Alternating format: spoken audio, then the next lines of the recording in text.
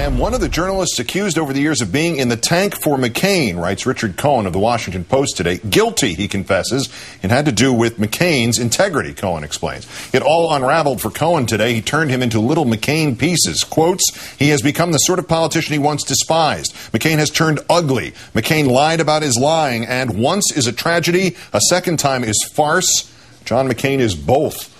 Our fourth story in the countdown, Mr. Cohen never even mentioned Governor Palin. New polling on her suggests she has, in Newsweek's terms, gone, quote, from being the most popular White House hopeful to the least. As McCain and Palin took the stage together once more, this time in Vienna, Ohio, to plug their plans for fixing the economy, one of the campaign's top economic advisors essentially threw their touted business acumen under the bus. Can I just ask you about an interview? I believe you did this today on KTRS Radio's McGraw-Hill show, and you were asked whether Sarah Palin has the experience to run a major company like Hewlett-Packard, which you did, and you said, no, I don't, but you know what? That's not what she's running for. Well, I don't think John McCain could run a major corporation. I don't think Barack Obama could run a major corporation. I don't think Joe Biden could run a major corporation. But on the other hand, a major corporation is not the same as being the president or the vice president of the United States. It is a fallacy to suggest that the country is like a company. She would know she got fired from running that company. It's all very true. Running the country is a lot harder than running a company, and telling the truth, at least for Governor Palin, apparently is hardest of all. At a fundraiser at Canton, Ohio last night, the vice presidential nominee telling the crowd that during her lauded convention acceptance speech, quote, there Ohio was right out in front, right in front of me. The teleprompter got messed up. I couldn't follow it, and I just decided I'd just talk to the people in front of me. It was Ohio. Only one problem with that crowd-pleasing tale of quick thinking under pressure.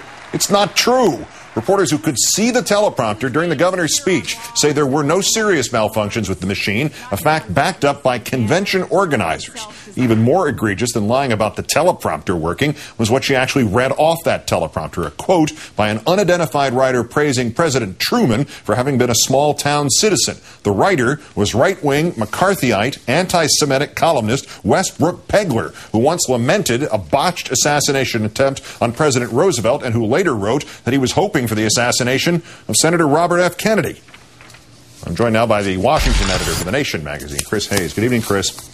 Good evening, Keith. Let me start with this hotline polling that Newsweek summarized. It's stupefying. As of Saturday, people who viewed Governor Palin as unfavorable was 30%.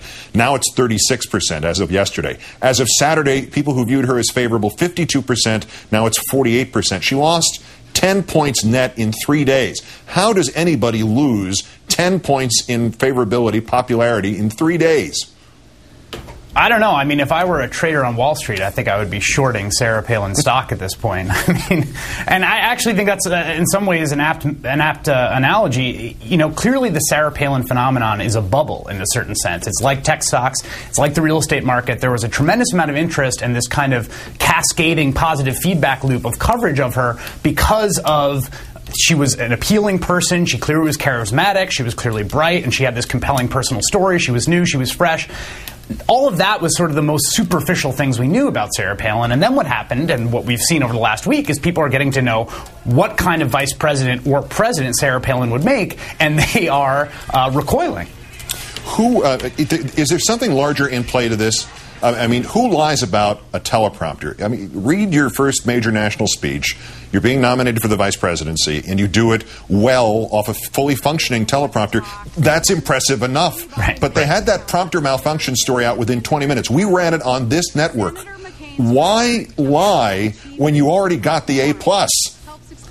I mean, it's a really bizarre lie, particularly given the fact that the press is sitting, and I was sitting, in the Excel Center in such a position that you can see the teleprompter scrolling and know that it's not malfunctioning. So it's so sort of easily verifiable that she's not telling the truth. But look, the Sarah Palin phenomenon is about a story about a person named Sarah Palin, right? It's not about the actual governor of Alaska. It's not about a real political figure. And so we've seen time and time again this need to preserve the initial story of the first few days, that she's a reformer, that she said no thanks to the bridge to nowhere, that she didn't want earmarks, that she improvised her speech at the RNC. All of these aren't true, right? But what they did was they chose a kind of narrative set piece when they chose Sarah Palin. They didn't choose the actual governor of Alaska.